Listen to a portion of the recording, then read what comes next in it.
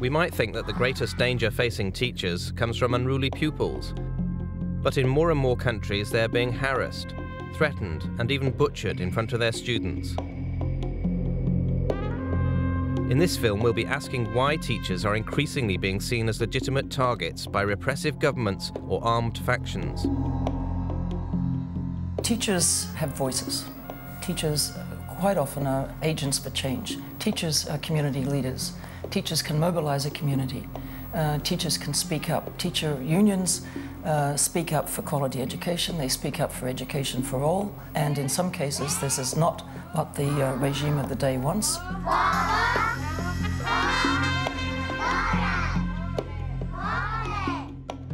I'm Brendan O'Malley, and as international editor of the TES and in other roles in journalism, I've been writing about education for more than 20 years.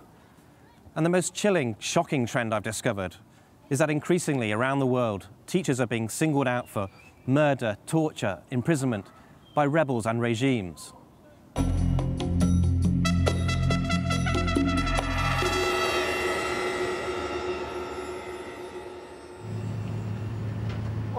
The most dangerous country to be a teacher is Colombia, where dozens are murdered each year. They're targeted by right and left-wing militia because they speak up on behalf of their communities. Almost every week there'll be an assassination of a teacher. On average, in recent years, there have been well over 40 teachers killed each year. Teachers are forced into exile every year due to threats.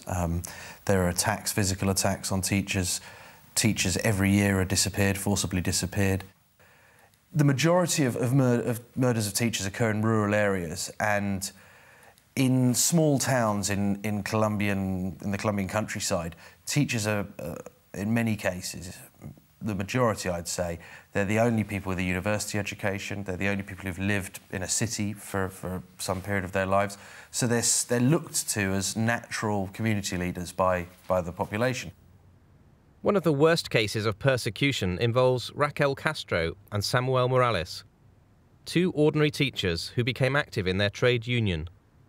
I actually met Samuel 5 years ago in a cafe in London. He had just fled Colombia, where assassins had tried to kill him at a funeral. And I remember he was a passionate man, passionate about teaching, passionate about his pupils. He was the only teacher in a school of 45 pupils, aged 5 to 12. And what turned him to campaigning was the fact that there was a foreign oil company taking 400 barrels of oil a day right next door, while there he was teaching under a leaky palm leaf roof with no water to drink, no toilets and no textbooks.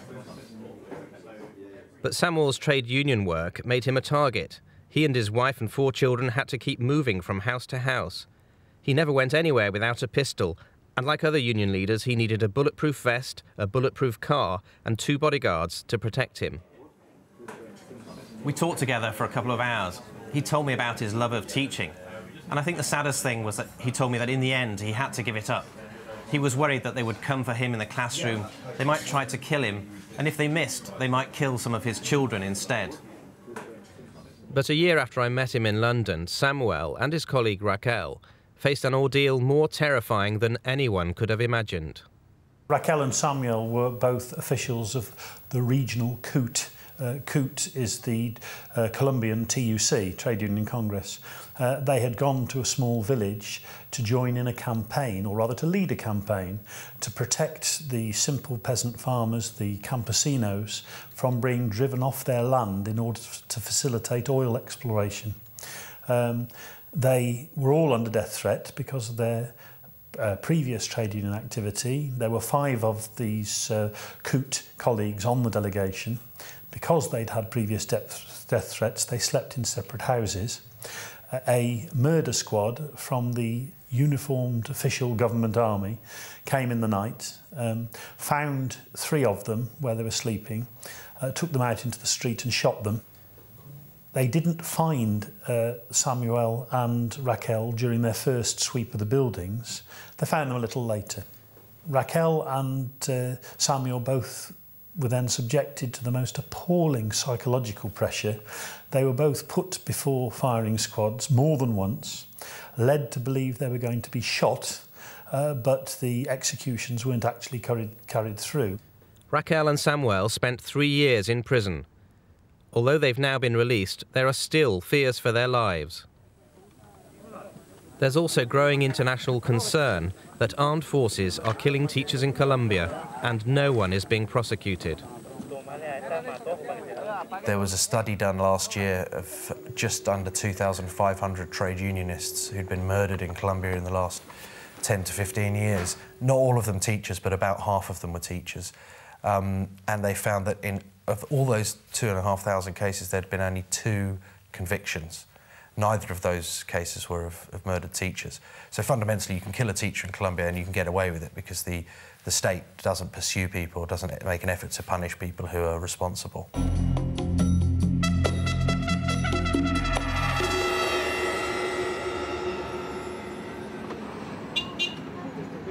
We went to Addis Ababa, the Ethiopian capital, where a repressive government has for many years clamped down on freedom of speech and harassed teachers. The full spectrum of persecution takes place from assassinations all the way through to those who might simply speak out or can make a complaint. They're often dismissed or indeed moved to from a city maybe or a large town to some very remote area. They're regarded as opponents of the government in a situation where peaceful criticism, peaceful opposition receives very little tolerance from the government. And many of the teachers were not members of opposition parties, but were criticising the government over sometimes teaching issues, educational issues, where their meetings were broken up by police. Teachers in Ethiopia, as in other countries, have been victimised because they speak out and stand up for their rights. Teachers are often large in number in countries. Teachers are the most educated section or large section of a population. And they're often strong in their trade unions. Sometimes, when governments want to get a particular narrow ideology or to misuse or abuse their schools, teachers will say, no, we're not going to do it that way. The Ethiopian Teachers Association is run by Gamora Kassa. He's clashed repeatedly with the government, which has tried unsuccessfully to close the union down.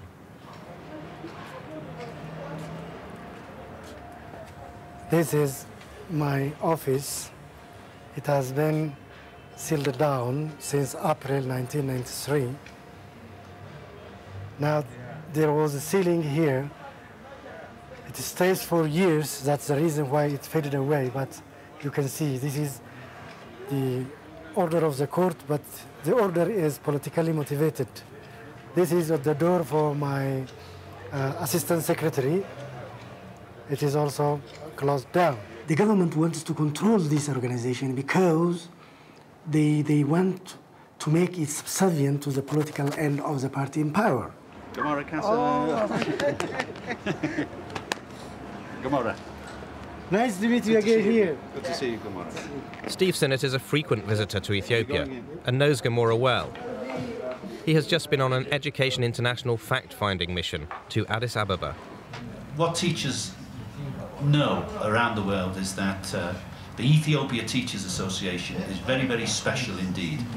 And the way in which you struggle for free trade unionism, for teachers to be able to speak up for the children in your country, speaking up for education for all, to get all children into school, the way you speak up for these things and for democracy is a real inspiration for teachers. So we thank you for everything you do on behalf of teachers in Ethiopia and for teachers across the world. Gamora. Thank you very much. Thanks. Gamora Kassa, I think, is a very special man, modest man. He's one of the greatest people I've met in my life. Gamora was in exile in this country when his deputy was assassinated by the security forces in Ethiopia. And he returned, putting at risk his own life. It could be imprisonment, it could be disappearance. Why not shooting? Because I have the experience of my colleague, Asaf Amar, who was murdered while he's on the way to the office. Or they may create another fictitious crime for me. They are very notorious for creating fictitious crime. Steve Sinnott believes it's vital that British teachers support colleagues who are being persecuted in other countries. We can't teach global citizenship in our classrooms without us attempting to practice that ourselves. And we can't encourage people to show some courage and advocate human rights without us being supporters of those people who show those particular qualities. Our own government gives £130 million of aid a year to Ethiopia. Should we really be giving them this aid if they treat teachers this way? The British government, I think, has a duty to ensure that it is vigilant about the way in which the government behaves that is receiving substantial amounts of aid, making sure that they cease the persecution of teachers.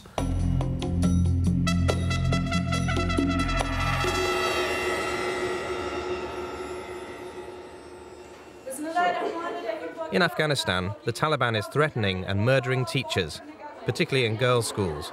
It's part of a move to wrest control of whole areas from the government, as Martin Bell, the former MP and BBC correspondent, saw on a recent trip. The threats are delivered, not usually by word of mouth, but by little notes slipped into somebody's house at the dead of night. The target of these letters would not usually be a girl going to school, but a parent, a school governor, a teacher.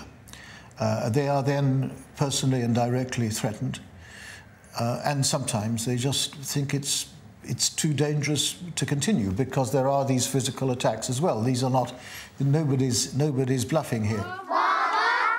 Teachers and education are a key area of conflict in Afghan history. During the Soviet period, teachers were targeted because they were seen to be supporting Soviet ideology. And today we're seeing confrontation between a Western-backed government trying to expand its education system against a resistance group which is concerned about the types of education that are being given to the children and perceive those to be a threat to their own ideology or their own belief system.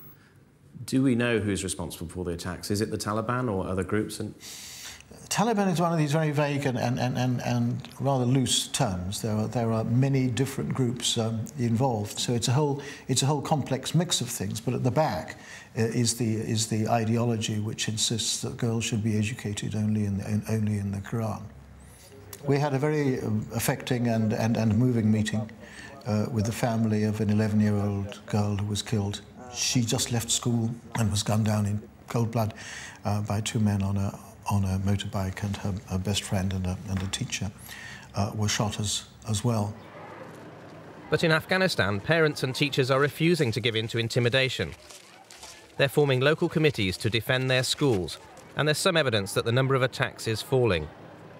During 2006, when there was this significant upsurge in attacks on schools, there were a series of kind of policy meetings in Kabul and an idea of asking communities to be involved in the protection of their schools, primarily through the parent-teacher associations, whereby they would post guards, they're called chowkidars in Afghanistan. And I think through 2007 we have seen that initiative begin to reduce the risk to schools as the number of attacks have reduced. I think mobilising communities and teachers' role in that mobilisation and as part of that community, quite often in a leadership capacity, I think it's another way of saying enough is enough, this has to stop, and we are speaking up to make it stop.